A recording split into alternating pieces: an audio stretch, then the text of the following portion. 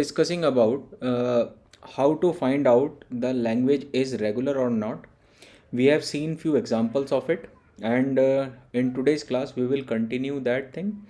So the last example we saw was this, that ww, where w is a string consisting of a comma b. If we write ww, so let's take this example, w is equal to aba, then ww will become aba, then again aba. So we have to store this so that we can compare it with this, and we don't have storing power in finite automata. That's why it is not regular. Okay, so we have seen this example. Now let's move on to next example. So let's say we have a to the power n, b to the power m, c to the power k, and where n comma m comma k is greater than equal to 1. Now in this example you can see that it is similar to a to the power n, b to the power m, where n comma m is greater than equal to 1. Here n and m can be different. One can be larger than the other, or both can be same, or the one can be smaller than the other.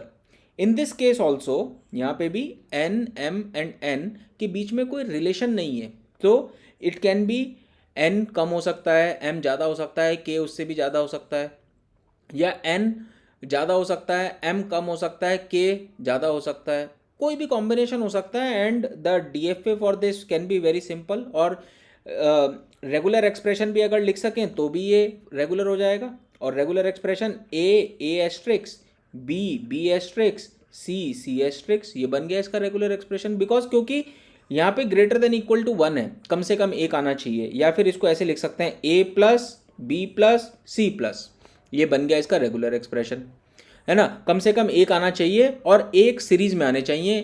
तो हमने जब इसका regular expression लिख दिया तो this implies it is regular.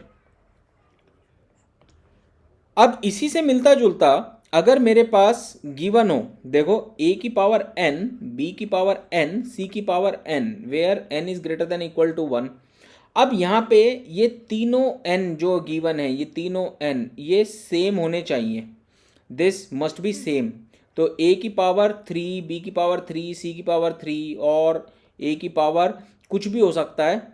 तो a asterisk, b asterisk, c asterisk is not equal. Why? Because यहाँ पे ये दोनों सेम कैसे पता करोगे कि सेम है? नॉट इक्वल वाले तो नहीं चलेंगे. सो दिस इम्प्लाइज जैसे कि a की पावर n, b की power n, n greater than equal to 1 not regular था, ऐसे ही ये दोनों के दोनों क्या है? Not regular. ये नॉट रेगुलर है क्योंकि ये इसका रेगुलर एक्सप्रेशन नहीं हो सकता है. ठीक है, नेक्स्ट एग्जांपल देखते हैं. a की पावर i, b की power 2j, where i comma j is greater than 1. अब ये रेगुलर है.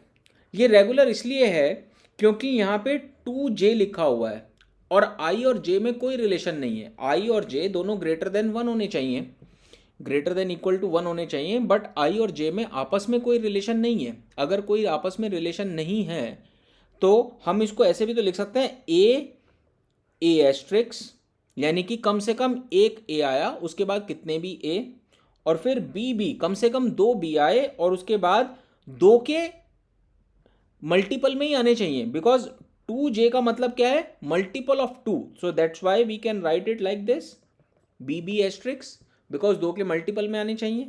सो जब हमने इसका रेगुलर एक्सप्रेशन लिख दिया, अगेन दिस इज रेगुलर.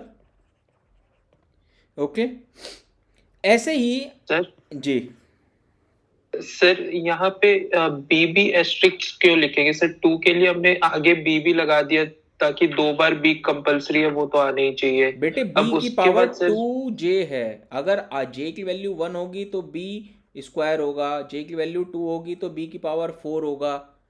तो ये हाँ, 2b तो हो गए, लेकिन उसके बाद जितने भी होंगे वो 2 के मल्टीपल में ही होने चाहिए ना. Yes sir, yes sir. समझ गए? ऐसे ही a की power i, yes sir. b की पावर लेट से 4j लिखा हुआ है और i comma j is greater than equal to 1, then also it is regular same ही है, बस इस बार मैंने क्या बोला कि आई की बी की power 4j, again A asterisk, then B B B B, फिर बी बी बी बी की पावर एस्ट्रिक्स, तो ये रेगुलर हो गया. Okay, so this is how we can find out the regularity. We'll do few more questions in next video.